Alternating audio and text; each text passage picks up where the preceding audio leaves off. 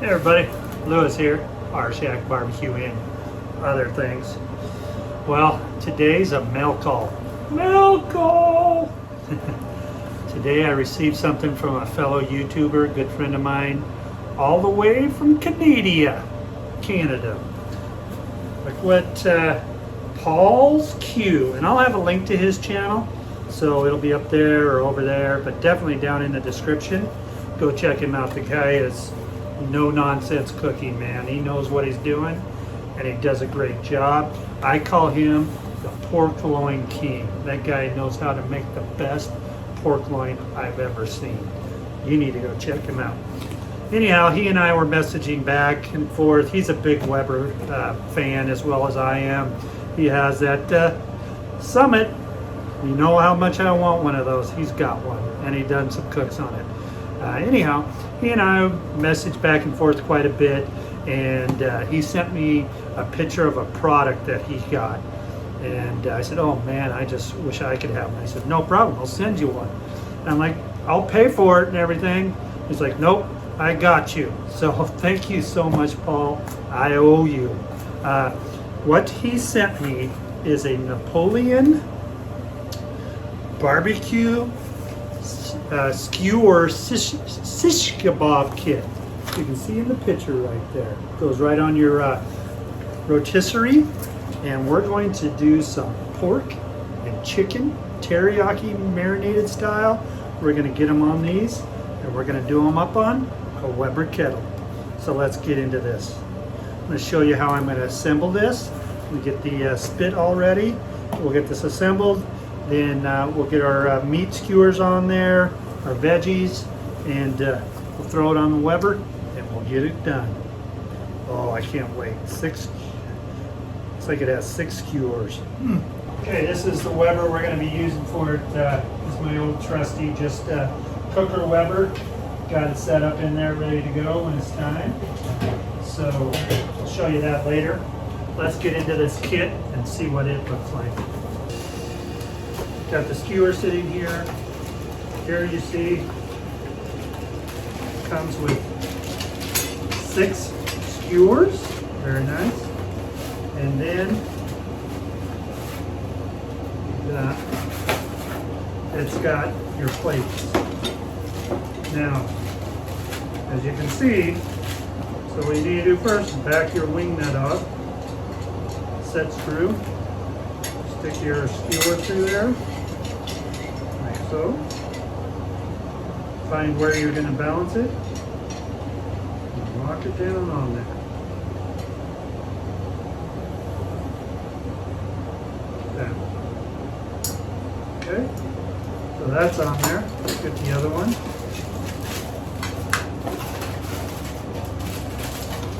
So Paul is up in, and I hope I don't butcher this, Inceville, Ontario, Canada. Wow, that was so nice that he sent that to me. I'm just in awe. That's the niceness of people these days, especially in the cook community like this. That's awesome, Paul. Thank you, thank you, thank you. All right, so what it looks like is your skewer has these pinch fingers. And it almost, yeah, so let's see if I can do this way so you can see it a little better. So I'm going to come up there and show you. So right here, you have this slot. And your finger, your skewer, will sit on there and it slides into those slots like that. Boom. So, on this end, once again, back off that screw. And what it has is it has a matching hole. So where's that? So, get this on here. So this locks your skewer on there.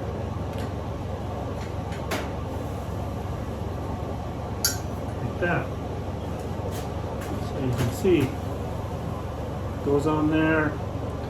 It's got a couple little holes in there where that plate comes through, and this end it goes right through it. And then you walk them down. Then, of course, put it on your rotisserie.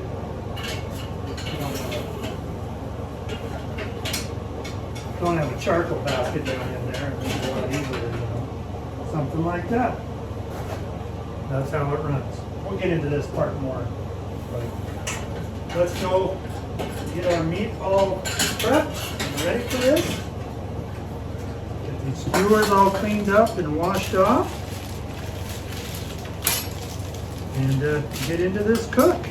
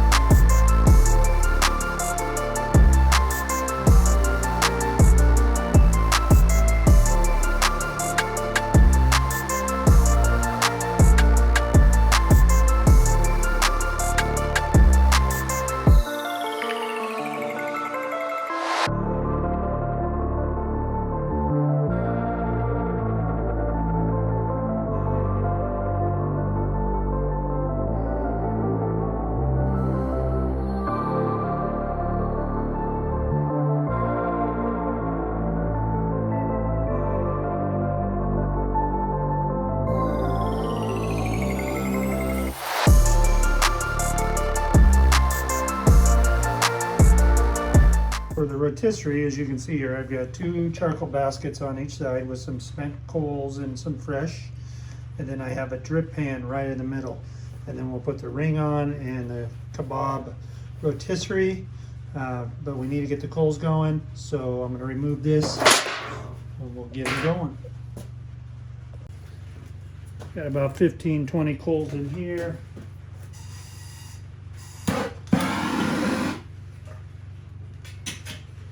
Alright, we'll let those come up to temp. Coals are ready. Let's get them dumped out.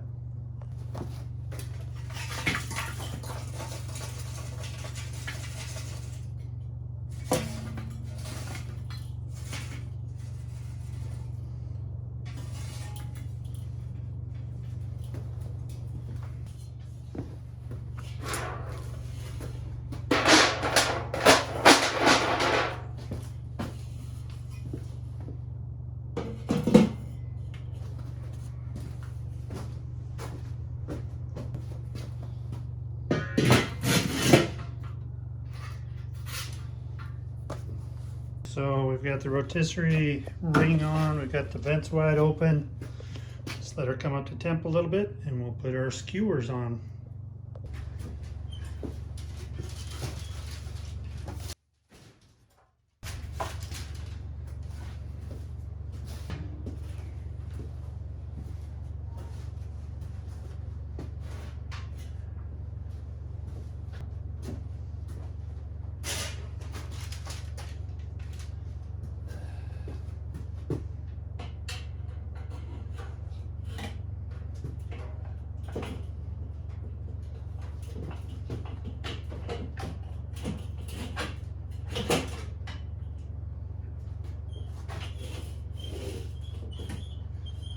about there.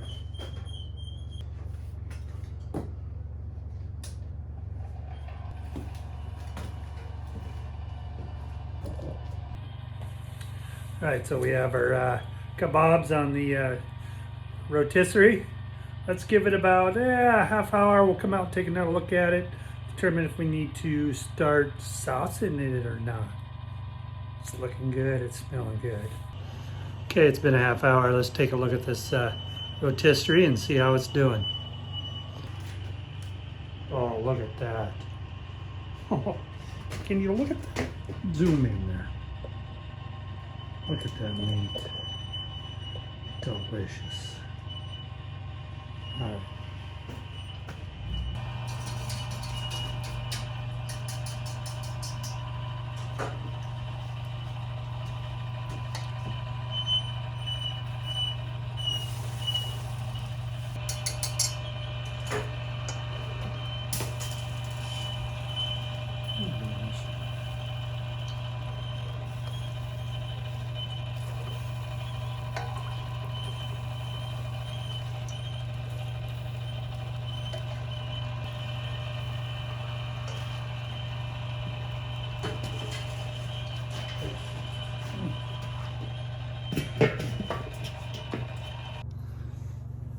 Okay, these kebabs are done. Let's get them inside and see what they taste like.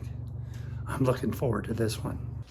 Okay, to take these off, you just squeeze right here, pull it, and it comes right off. Now this is warm, so.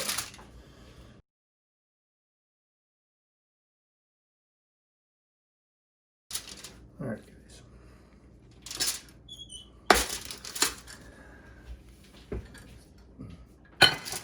That's it. Being left-handed.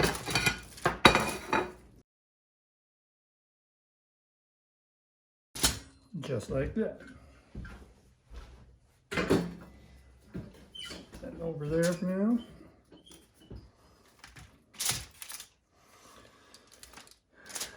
Don't those look good? Now I can't even tell which one's the chicken and which one's the pork. Looks so good.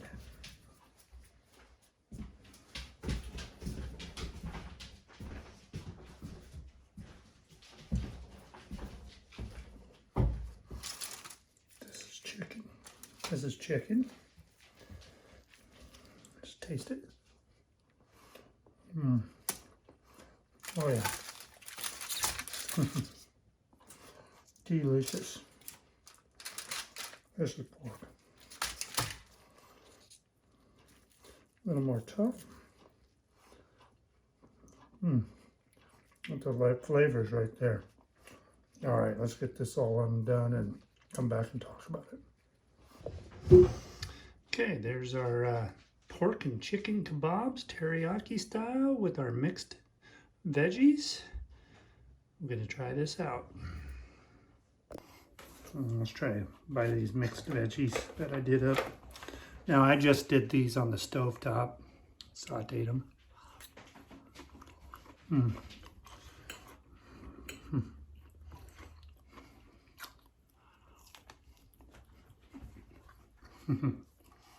Oh yeah. Okay, so right off the bat, I gotta say thank you, Paul, for sending me that rotisserie attachment. That worked out so well, and I'm so excited. I'm gonna be using it a lot more. This was a Napoleon Rshackbbq attachment for a rotisserie. So you've already got to have, you know, your pit rod and the ring and the motor. This just attaches to all that. You take your forks off and you put it on, and you know, it worked out great. Should be fairly easy to clean up here. So yeah. Now what you saw I did there, I made that marinade. Like I said, I'll have a link down in the description on how that is made. And then I just kind of cut the, I used boneless, skinless chicken breast, and then a pork loin. And I basically just cut them into round 2-inch squares, cubes. Then I cut up the veggies. Now, normally what I would do is do veggie skewers separately. so that they don't burn like they did on this. I knew it was going to happen, but you know, it is what it is. It was pretty. And then just do skewers of chicken and skewers of pork, and then do up the veggies separately. That's why I had leftover veggies. I knew I was going to do that. I just did them up on, like I said, just in a frying pan, and kind of sauteed them with a little bit of olive oil and garlic, salt and pepper. Put it on there. You know, obviously the pit was probably running 350, 400 because I had the vents wide open, 2 baskets, and then I had a drip catch in the center, and I had these on there a good half hour, and then I went out and temped them, and they were at where they should be. They were done. Then I came in the house and I made the sauce. So next time I would probably put them on and then make my sauce and have it ready. And then 20 minutes I'd go out and check it, see where they are temp-wise, and decide if I need to start saucing then or after they reach temp. But I think they'd be up to temp by then. So took a little bit longer, added an extra 15 minutes to make the sauce and get it out there and start saucing it. But they're still flavorful, and they're going to be delicious to eat with this. Normally we'd do a bed of rice and then put this on top of it, kind of make it, you know, Asian style. But tonight we're just going to eat vegetables and meat. That's what we're having. And it went fairly well. So, like I always say, you can do this too. It's not that difficult. Thank you for watching, my friends. Grill on. Till next time.